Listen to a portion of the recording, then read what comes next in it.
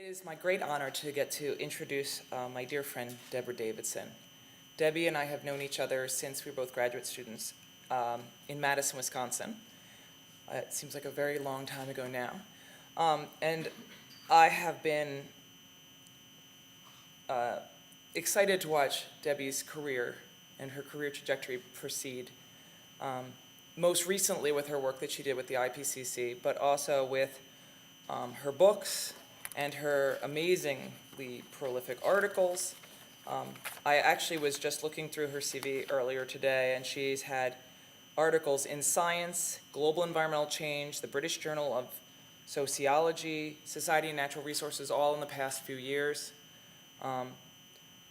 One of my favorite works of Debra's is her work that she did on the tar sands up in Canada, where she went up and did some amazing ethnographic research very soon after moving to Canada, if I recall.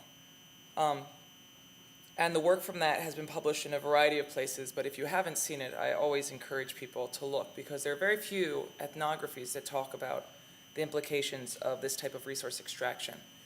But that's not all that Debra does. She works on resource extraction, resource dependence. She works on consumption, which is what her piece in Science was about, or it not being about all consumption. The title is not all about consumption. She obviously works on climate. She's working more and more on issues of food security, and urban agriculture, and I am hoping and expecting that in the not too distant future that will take up a lot of her time. And the only other thing I would note here before I just introduce Debra is that she also wrote a very important piece on the notion of resilience from a social scientific perspective in 2010 in Society and Natural Resources. So without further ado, I just would like to introduce Debra.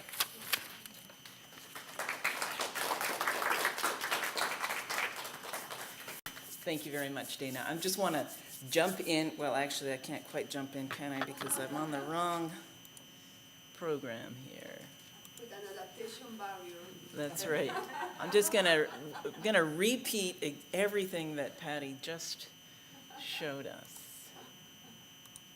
Okay, now I'm going to jump in.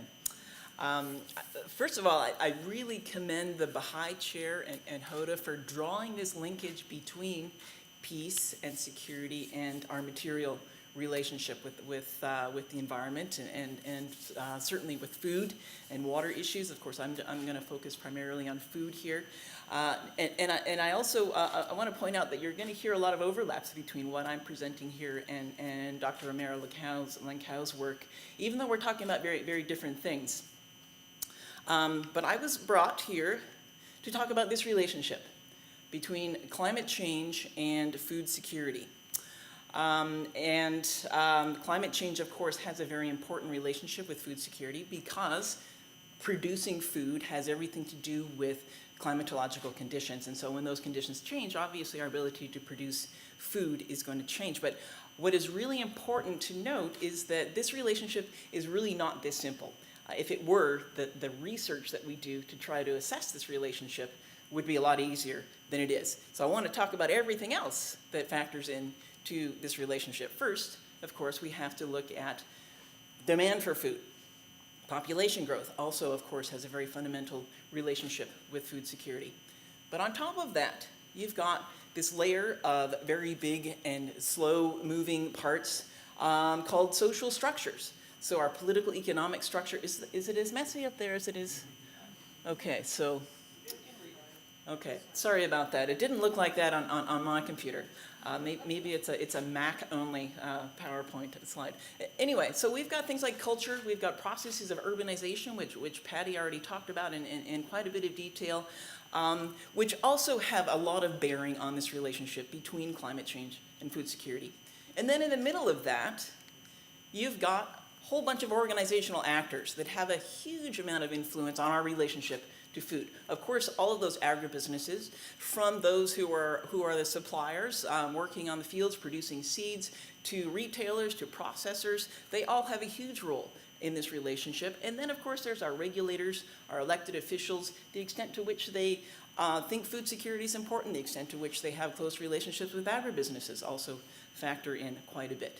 And then, of course, you've got Wow, this looks completely different than it did on on my computer. It looked beautiful on my little laptop on the plane yesterday, I promise. So at the bottom, we have all of those individuals, farmers and consumers like you and I, who also basically our actions, our individual actions, whether on the farm, deciding what to grow, what not to grow, what we choose to eat or not to eat, what we have access to, that of course has everything to do with our food security, and then of course that feeds back into climate change as well. So on top of that, then you've also got things like oil prices. Oil prices have a direct relationship with food prices, which I will show you pretty soon. Our historic land use practices, the way we have treated our agricultural land bases throughout history, has everything to do with their capacity to continue to produce food today. And then you've got, in part associated with some of those urbanization processes, you've got levels of inequality. And then directly factoring into that are levels of poverty. So all of these factors basically describe a very complex and dynamic system that you have to sift through if you want to try to understand the relationship between climate change and food security. But what we really want to try to figure out is if this is a complex adaptive system. And while we do have some research that's going to try to inform that question, we certainly don't have a clear answer quite yet. And then, of course, within this system, you've got the imposition of those structures upon what those state actors and those agribusiness actors do. And then they, of course, tell us what we can and cannot do as farmers and consumers. But then you've got a feedback going the other way, right? Because what we choose to do as consumers and as farmers have everything to do with how agribusinesses and how our elected officials respond to us. And then those changes, of course, in turn, influence that higher level of cultural change, our political economic systems as well. But the main thing to point out is that stuff at the top, those are things that are big and slow. They don't move a whole heck of a lot. But down at the bottom, farmers and consumers, people like you and I, that's where action happens. We're the agents. So even though we rely a whole heck of a lot, and we focus a whole heck of a lot on what our state actors are doing, on what our political economic system looks like, on processes of urbanization, it's important to remember that in this big, complex, dynamic system, change happens down here at the bottom, because we're actually the agents, okay? All right, so let's take a look now at food security, just sort of assess where we're at today. So here's a map of food security. So somewhere around 900 million people are considered chronically undernourished worldwide today. We have seen some gains in the last couple of decades in rates of global hunger.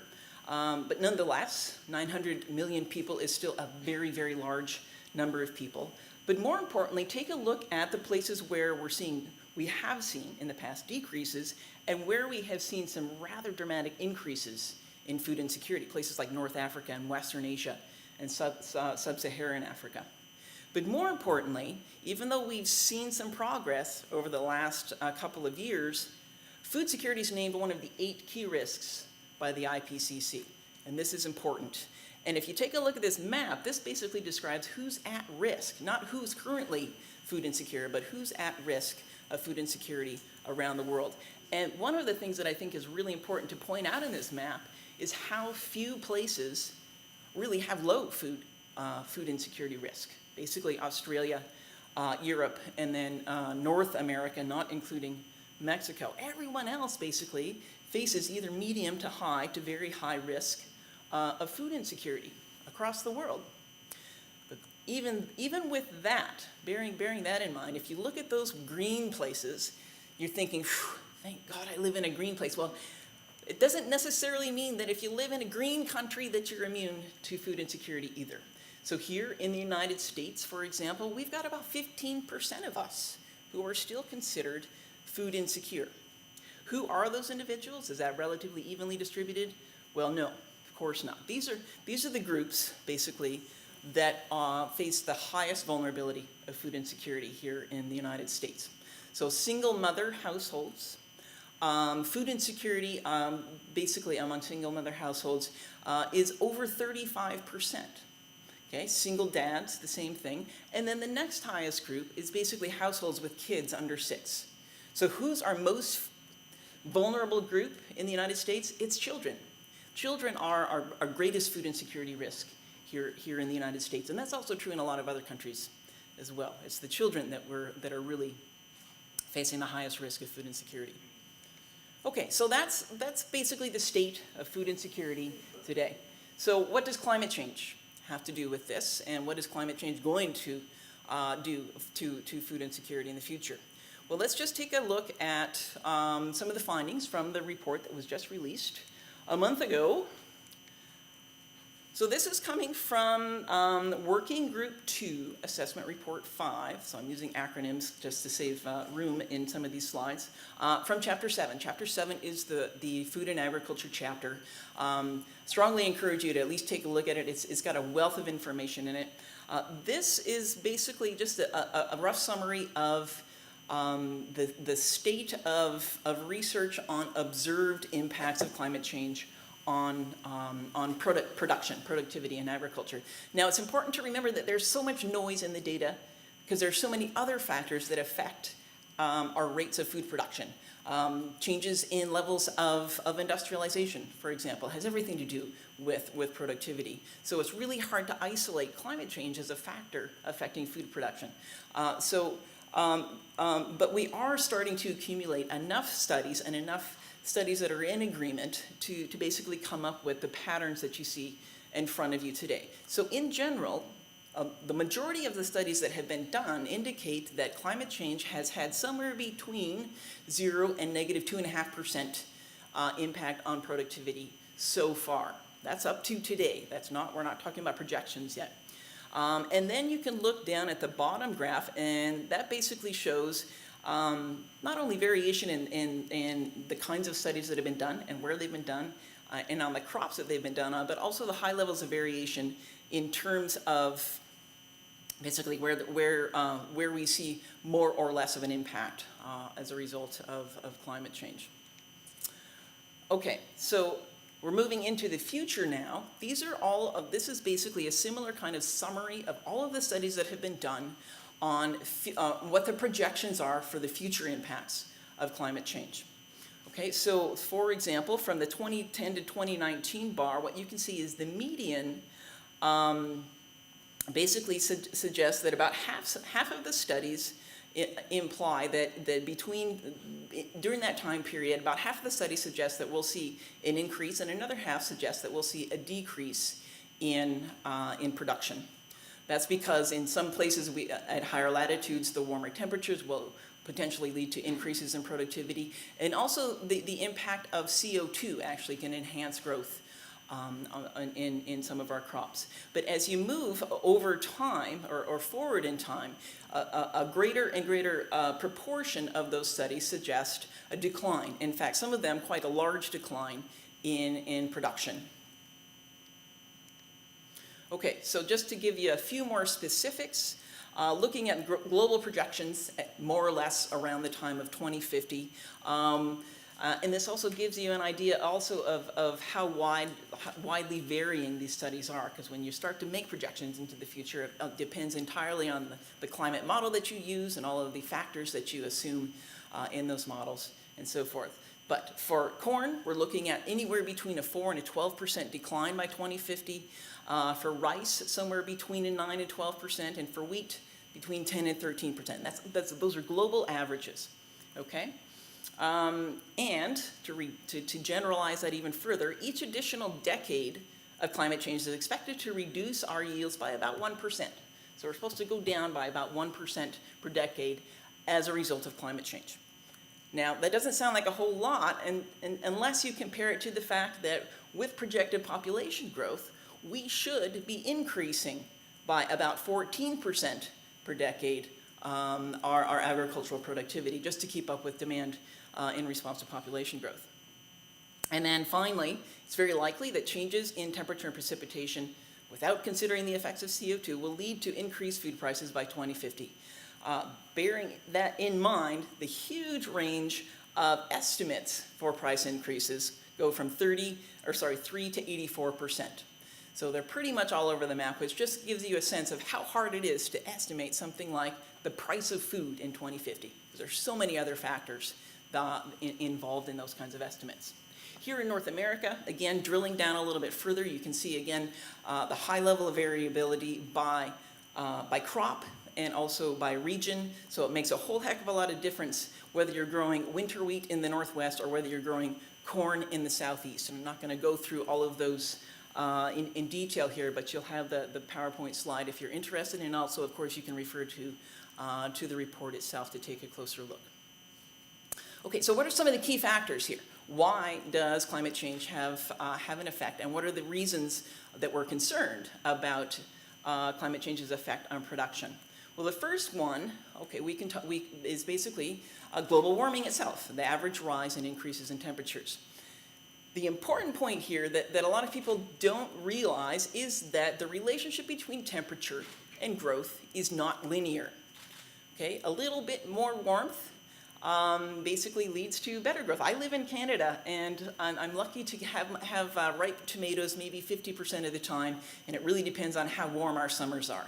But for lots of our key crops, like corn, like soy, like rice and wheat, there is a threshold temperature beyond which suddenly productivity just tanks. Okay, our plants are like us. Right? We enjoy the warm weather until we get to a certain point when all of a sudden it's miserable and I don't want to move and I'm not producing and I don't want to eat. Well, plants and livestock are pretty much the same way. And the problem is we have become so efficient at growing food, particularly here in North America, is that we're already growing these crops in regions where they're kind of at their peak of productivity, which means they're already in places where the average temperature is at that high point on the graph. So it's not going to take very much of an increase in temperature for the production levels, the yield of those crops, to basically tank. So there's a lot of concern there. Okay, the other big factor, of course, is water availability. On the left, you see observed changes in the past, and basically the right half of our country has received more water in general. And on the left side, parts of basically the Northwest and in Canada, and then also in the South in Mexico, the trend seems to be declining. However, it's really difficult to detect a real clear trend in precipitation levels simply because they're all over the map. We have crazy rain patterns, and we have had across North America for a long time, so it's really hard to get a clear trend there. For projections into the future, however, by the mid-21st century, basically you see two models here. Representative concentration pathway, that's what RCP refers to. 2.6 represents a pretty modest level of increase in greenhouse gas emissions. 8.5 represents something that would basically be a steeper rate of increase in greenhouse gas emissions. And by the way, we have been, at least for the last couple of decades, following that more extreme pathway than the more modest one. Basically suggests that by the mid-21st century, we're going to see anywhere between 0 and basically 10 or 15% less precipitation in much of basically the southwest of our continent. Okay, so water's a big deal. Climate variability is the thing that really matters, and it's also the one that's the hardest to pinpoint. But this is the thing that we most directly experience. We don't necessarily directly experience long-term increases in average temperatures, right? What we experience are extreme heat. We experience the floods. We experience the lack of water in a given year. And that's what each of these represent. Basically, are projections into the future of increases in extreme hot summers, increases in extreme precipitation, increases in extremely dry conditions, and increases in times in our mountain areas of basically low snow years. And in each of those cases, we will expect to see increases in all four of those conditions. But the big one for us, of course, is drought.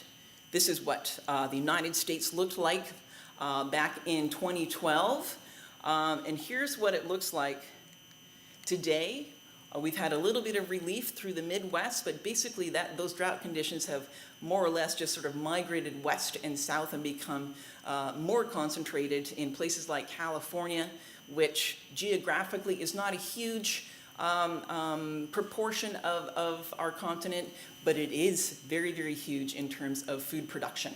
So most of those Midwestern areas that are now seeing relief, they're producing corn, beef, pork, but in California, that's where we're getting our nuts, that's where we're getting our wine, that's where we're getting all of our fresh winter produce, and also a heck of a lot of dairy comes out of California. And so those are the crops that are going to suffer this current year, and of course will persist in the coming years if drought conditions don't change. Now, of course, we've been here before, and that's one of the reasons why it's difficult to detect a clear relationship between global warming and droughts here in North America, simply because we've actually had some really serious drought conditions in the past couple of centuries here in North America. What you see in front of you here is one of the famous dusters from the 1930s during the Dust Bowl.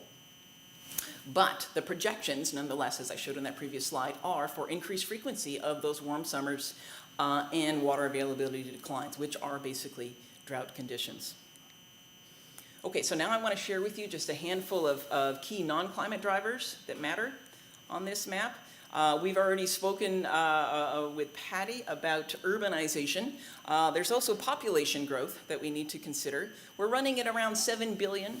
I can still remember being in university, and when we hit the 4 billion mark, it was a very noteworthy event. Now it seems like we pass another billion mark every couple of years, and it doesn't even really make the papers anymore. But nonetheless, by 2050, we're probably going to see somewhere around 9 billion people on the planet. Huge number of additional mouths to feed.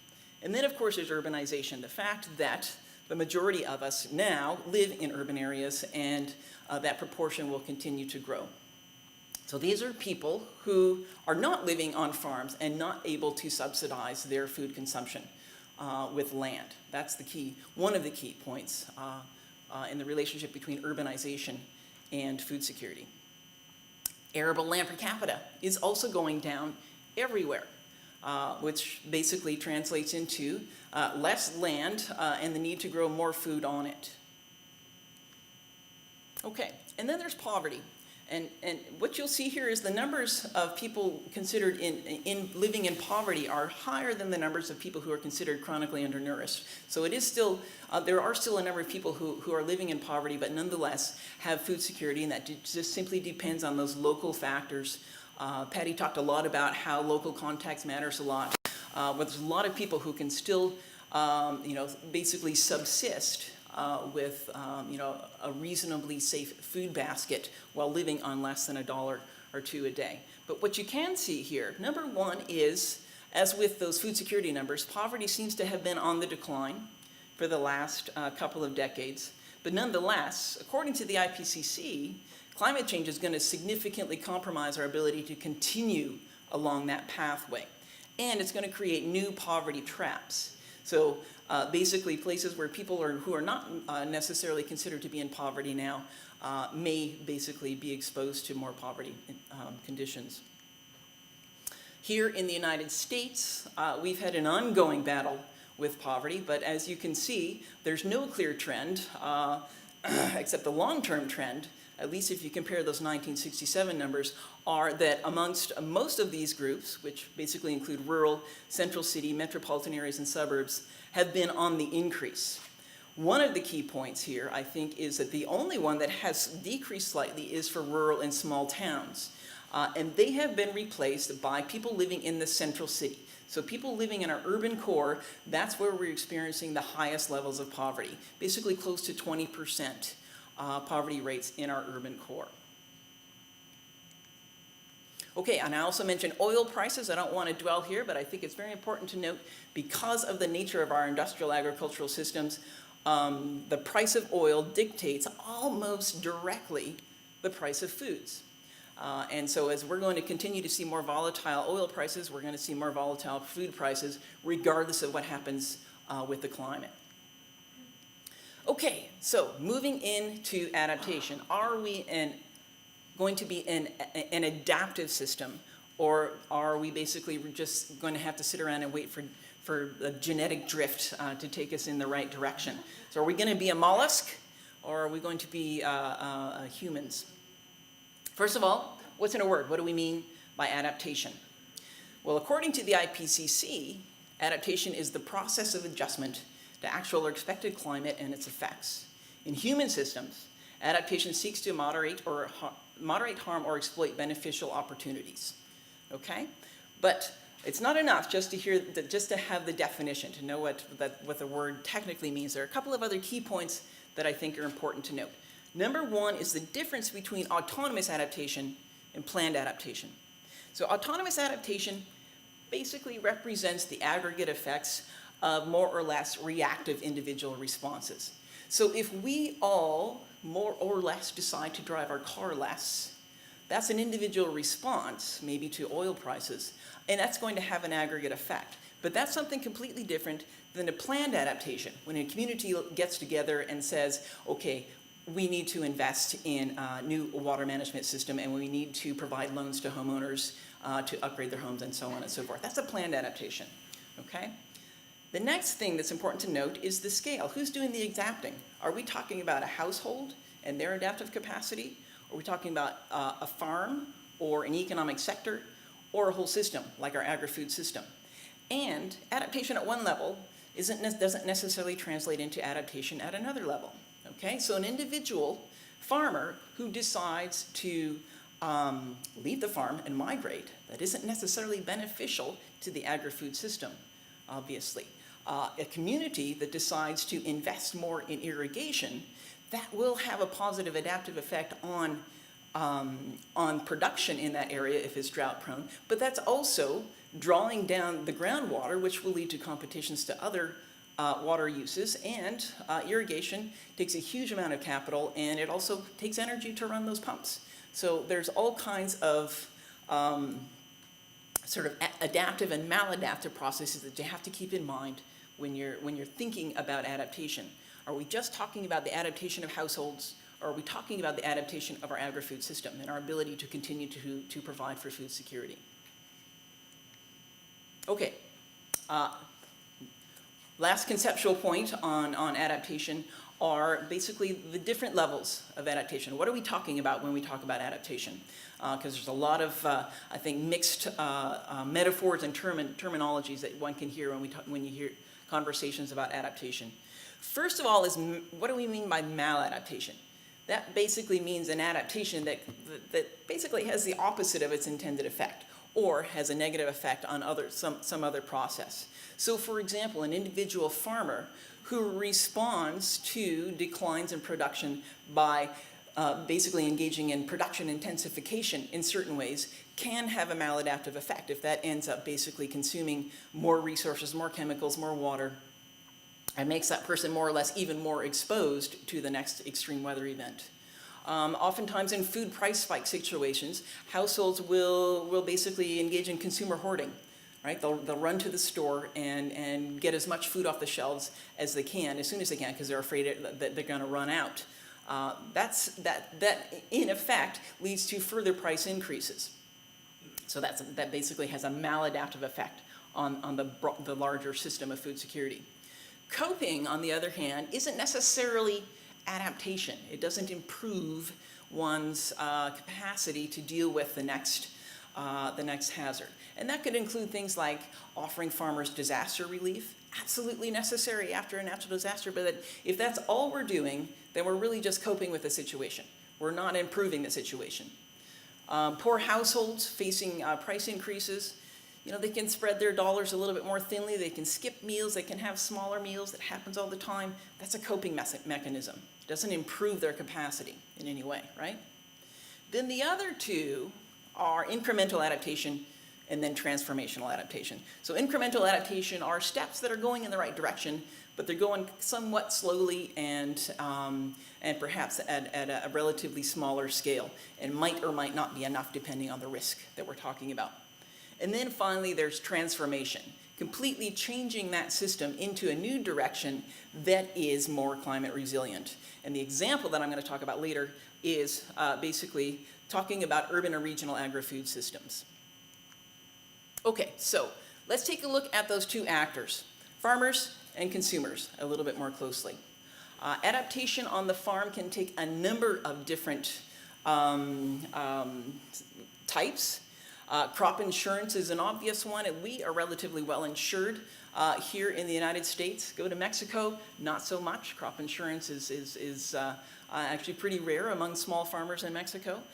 We can introduce things like more irrigation, more herbicides, planting more land, although we don't have a whole heck of a lot of arable land left in the United States to plant, but nonetheless, these are potential adaptation options. We could change our planting times to adjust, especially in more northerly latitudes, to longer growing seasons. We can introduce new drought-tolerant crop varieties, including perhaps genetically modified crops.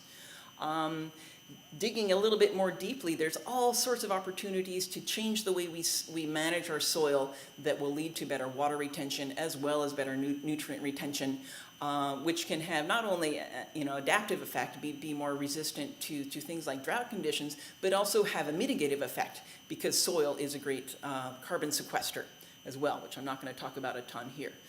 Then there's water harvesting, then there's shifting. Completely moving into to new territory that is not currently under production. And then there's moving into things that are a bit more closer to transformational, like say introducing crop diversification, agroforestry, or at the household level, livelihood diversification, going out and getting a second job, or simply migrating, which a lot of our small farmers in Mexico have done. And a lot of farmers in the last 20 or 30 years have been doing that in Canada and the United States as well, not necessarily in response to climate change, but to basically the livelihood prospects of farming these days. Okay, but let's take a closer look at those farmers. What is the actual potential for an individual farmer to be proactive and really take some adaptation steps to make their farm operation more climate resilient, which would in turn enhance our potential for food security? Well, farmers are adaptive by nature. And they have a long history of experiential knowledge and a knowledge-sharing culture among farmers, which are huge assets when it comes to any kind of social change. But there are a couple of caveats that we need to keep in mind. In numerous studies of attitudes of farmers about climate change has been perceived as a future problem, and there's far more urgent concerns that we have to deal with today, like commodity prices, for one. Water wars being another. A lot of farmers also need to maximize profit just to survive because their profit margin is so low. So they don't have a lot of latitude to try new things, to invest in new research or take risks with new types of crops. And many of them might even be locked into contracts with seed providers, for example, in which case they don't have a whole lot of latitude to change up what they're doing and to be innovative. Shrinking of farming occupation also means that those chains of knowledge that used to be there are getting broken because basically the second and third generations aren't staying in farming, they're moving out of it. Government programs can actually have unintended maladaptive effects. So crop insurance, for example, provides no motivation whatsoever to change what you're doing. If you're going to get that disaster relief, then why would you want to invest in innovating to do something new? And of course, subsidization for certain crops, which also could be water intensive, or simply dissuades you from perhaps experimenting with other crops, can also serve as a disincentive for adaptation. And then last point, which I think is really important, is that funding for research generally in agriculture has been declining for a number of years now. So we don't have a whole heck of a lot of new knowledge, at least not as much as we could and should, in regards to new innovations in agriculture that might help us be more climate resilient. Okay, so let's take a look at the other end, the consumer. What kind of adaptations happen in a consumer household? Well, we can reduce consumption. I already mentioned skipping meals. We can buy the least expensive food, so reduce the purchases of things like meat and dairy products. You can go out and try to get a second job if they're available to try to increase your income. You can start to explore and make better use of your current social support networks and do more sharing. You can also take another step if you're particularly aware and active of trying to direct your purchasing dollars towards more climate smart producers. You can also get more engaged in home processing and preserving of foods to basically enhance your own household level food security, or engage in gardening, or take that next step towards collective action and start mobilizing for food security issues in your city. So these are all the sort of scale of potential adaptations that those at risk of food security might take. But then let's take a look at those consumers and their potential for actual adaptation actions. We too are adaptive, just like farmers, although we really don't like to change. We are creatures of habit in many ways. The other point is that we care about food a lot. In fact, I think food-related social movements today throughout the West is one of the most exciting and one of the most rapidly growing areas of political activity that we've seen in a very long time, and I think that's an important point. On the other hand, we've basically become de-skilled when it comes to food. We buy stuff in packages and we put them in microwaves, and we buy stuff in packages and put them straight in our mouths, and some people, especially if you talk to kids and you show them fresh vegetables and you ask them, what is that? They don't know what a rutabaga is. Most of you probably don't know what a rutabaga is, much less how to cook it. So we have more or less become de-skilled when it comes to food. And we're completely separated from agriculture. A lot of people really have no notion why climate change, for example, would have any sort of influence on the price of food. We're also very much reliant on markets and cultures for shaping our food choices. And for most of us, an increase in price isn't gonna be enough to have light bulbs go off and say, wow, something really needs to change here. Because food still represents a relatively small proportion of our household budget for those of us in the middle income brackets and higher. The urban poor, on the other hand, they often have few options, particularly in their neighborhoods, to make changes in their food consumption. And then finally, amongst all of us, climate change is just not perceived as a particularly high concern.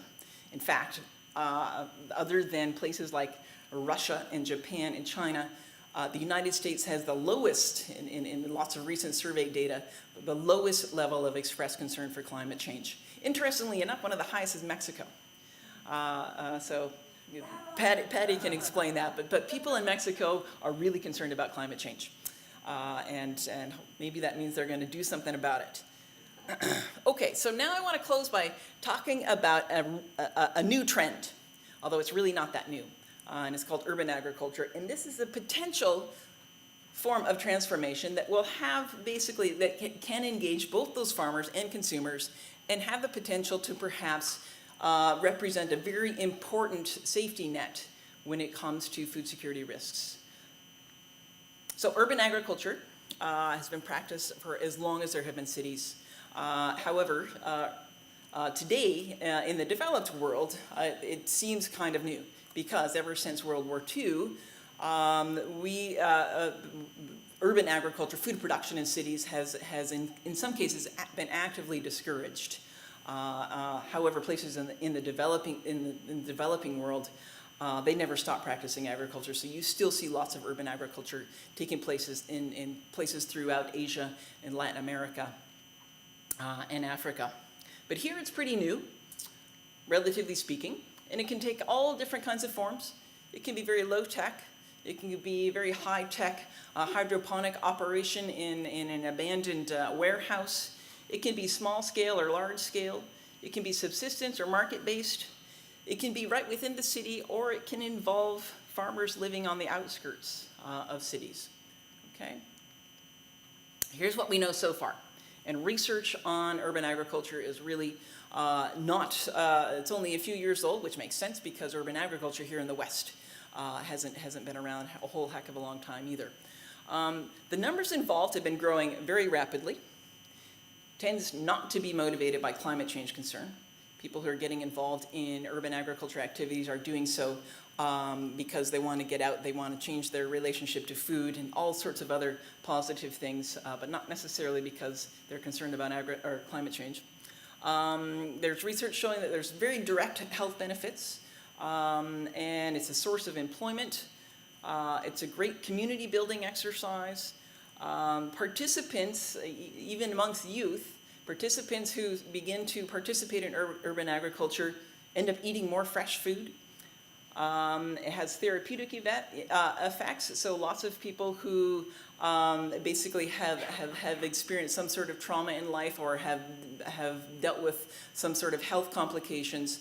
Urban agriculture or gardening is often now prescribed as basically a form of therapy, and it has had quite beneficial results. Everybody's getting involved, so there's a wide range of class and age and gender and ethnicities involved. Lots of places, though, advocates and enthusiasts are facing all different kinds of legal and political obstacles. At the city region level, it's been a great way to reuse abandoned lands. Places like Detroit, for example, it's got all kinds of green space benefits associated with it. It serves as a potential source of local business growth. There's a lot of interest and support amongst local city councilors and municipal government folks. But on the other hand, lots of those municipal governments don't have a long history and knowledge capacity in the area of food policy. So they're sort of embarking on some new territory here. And here's what we think, but we need more research in these areas. There could be a greenhouse gas mitigation potential. Not only because you're not getting your food from as far away, but perhaps even more importantly, because of the way we're managing our urban land use. Food security safety net potential. Remember the urban, basically our highest concentrations of poverty are in cities. Represents market opportunities for climate smart farmers who are living in the hinterlands and are already struggling financially. Perhaps this is a new market for consumers who are more interested in local foods. There's a potential to be more ecologically beneficial compared to conventional agricultural methods. And of course, it's a route towards that reskilling of consumers and of people living in cities and a reconnection to agriculture. So there's a potential here that agri-food system transition could be facilitated in part, perhaps, by this rapid growth in urban agriculture. Okay, finally, last slide, and here's where I want to end. So the IPCC's Working Group 2 says that the 2-degree warming that we're already locked into is going to hurt, but adaptation is possible. If warming reaches 4 degrees, all bets are off.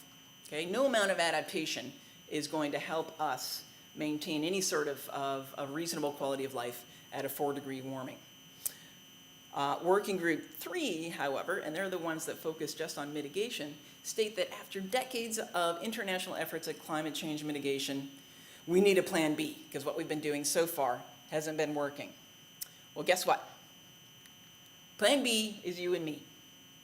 Thank you.